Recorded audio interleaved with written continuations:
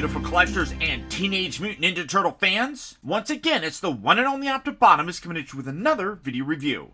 And on today's episode, thanks to all of your support, especially those of you that are Optibotimus Plus channel members, we're going to be taking a look at the new NECA Toys, Eastman and Laird's Teenage Mutant Ninja Turtles, TRICERATON ZOG. Now, a lot of times, Triceratons are typically viewed as allies of the Turtles. But it was a little bit different in the original Mirage comics. The Utroms, who have evolved to become the praying characters, originally were good guys.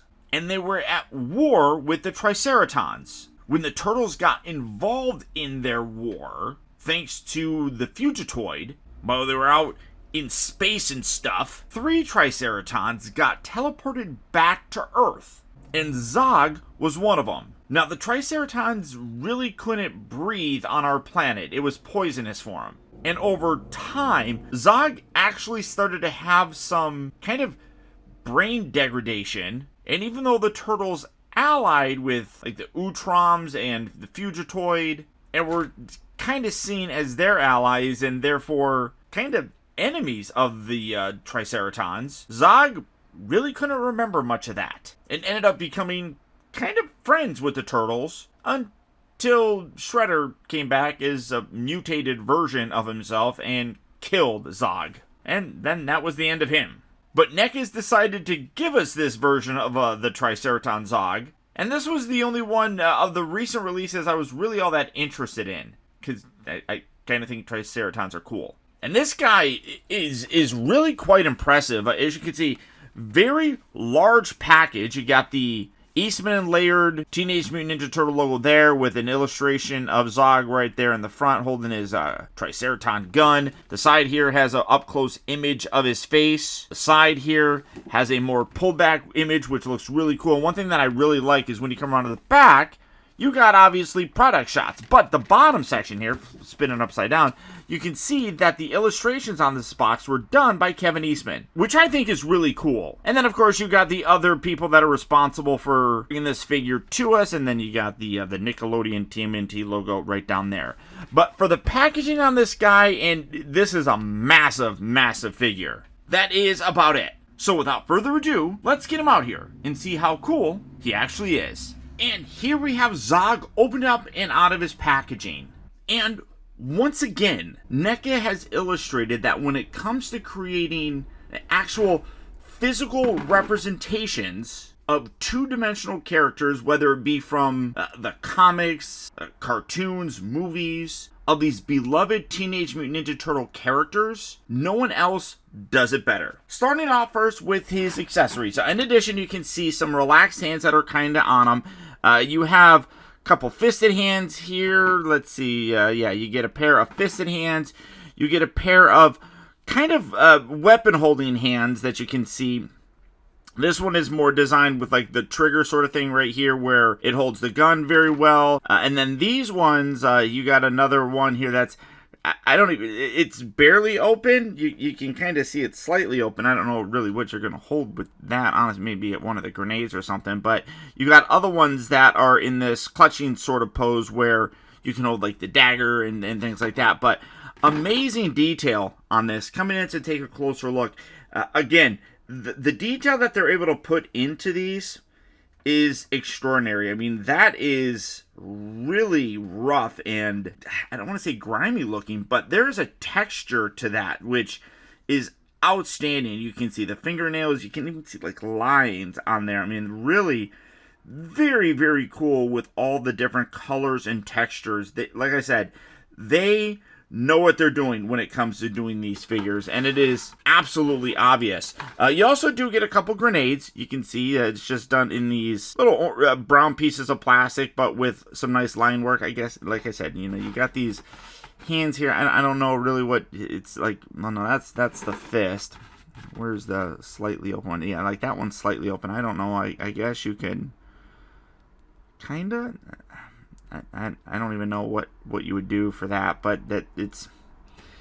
I really don't understand that, to be totally honest. But you also do get this grenade. I'm guessing maybe a grenade. I don't know weapon stuff. You guys know that. You've been watching me long enough to know I don't know crap about military weapons.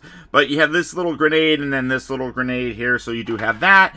You also do have this really nice dagger, which it is a, I mean, it's a harder material. So, like, I feel like if I were to bend that, it would just snap. So, that's common with a lot of Ninja Turtle weapons. I don't really like that, but luckily, it's not too terribly bad. But you can see you got a nice gray paint with some nice black line work throughout there. You got the little spikes on that side. So, again, you can take that hand right here, can wedge that in there, and he holds it pretty decently. It is a little bit loose, but because you can kind of wrap it around, he holds that really well in that hand. And then let's see, I guess maybe this one too. That's a little bit more closed.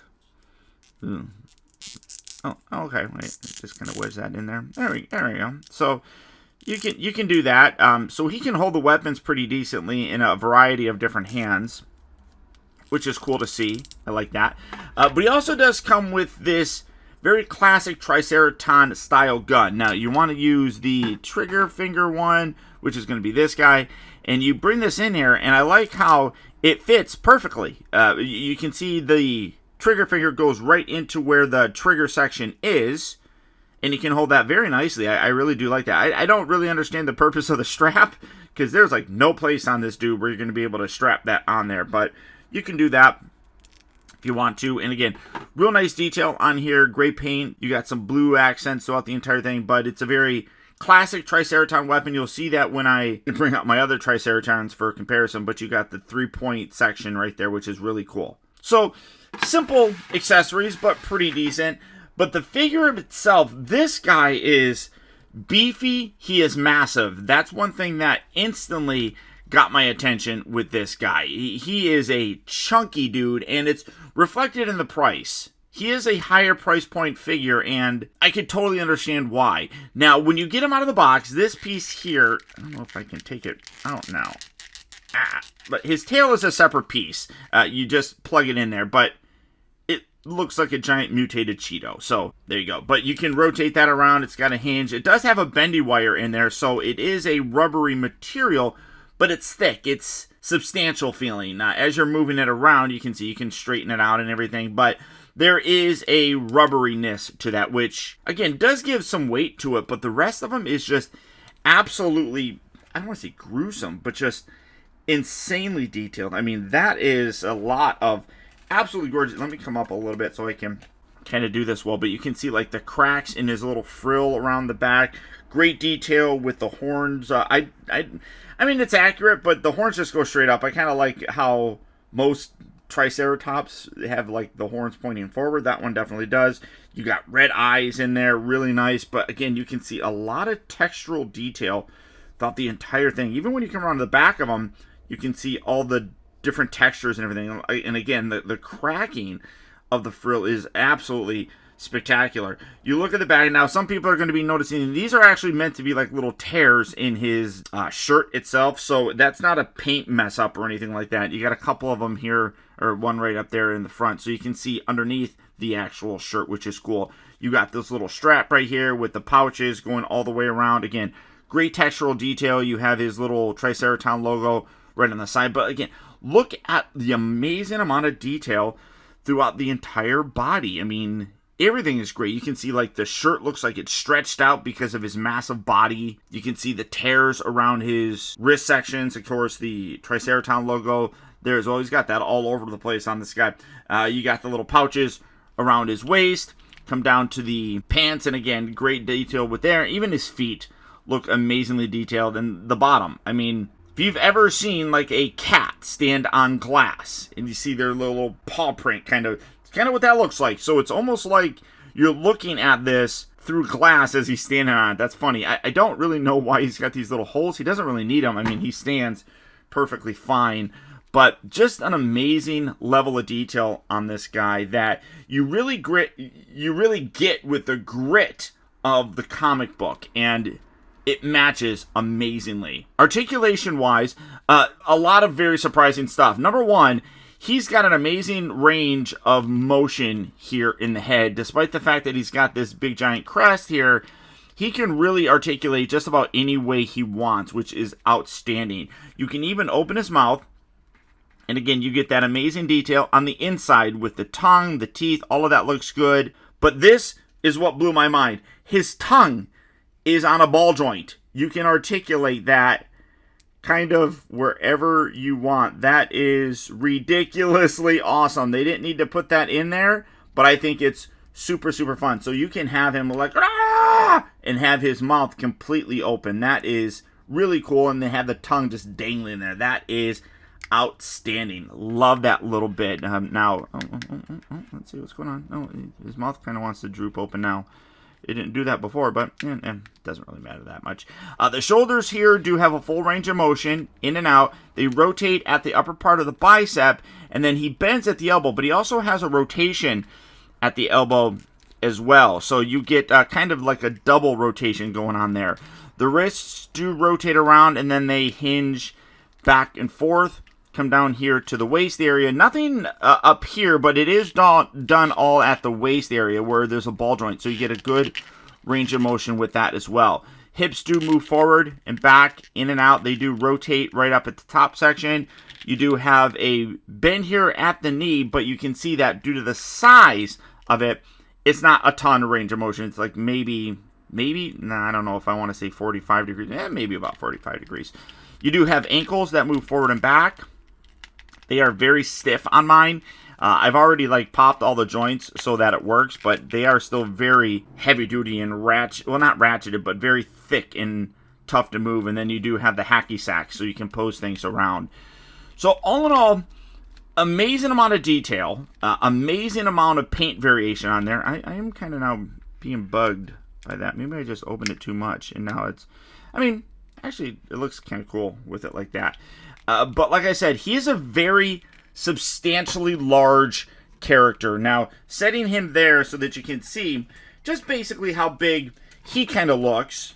Bringing in the original Playmates version, you can see just how small he compares to the new Triceraton. But also, here is the Triceraton from the animated series. And again, now I have his tail rotate around. Again, you can see that there is a big size difference. He's just extraordinarily bulky by comparison to just about every other one. This guy, which one? His feet are messed up. But you can see the bulk of him compared to him. He's still big. They're, almost about the same height. It's just in terms of the mass of him, this guy is huge. And you can see that all the way around. Realistically, let's do that him too.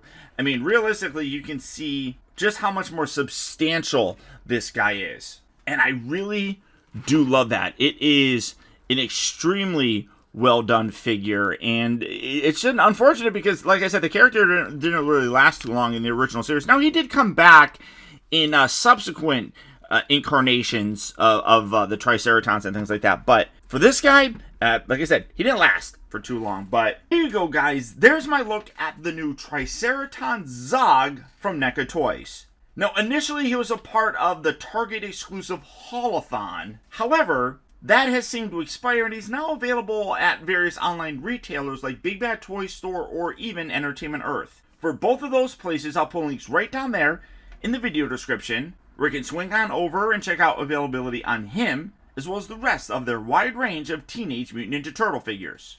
Also, as a special bonus for you guys, if you choose to use that link to go to Entertainment Earth, in addition to getting free shipping on orders over $59, you'll also receive 10% off any order that you place that is in stock, helping to help you save some money, as well as show your support for my channel. And finally, guys, please remember that the real trouble with the world is that too many people grow up. Thank you all so much for tuning in and watching. And until next time, this is Optibotimus saying adios, au revoir, and Auf Wiedersehen.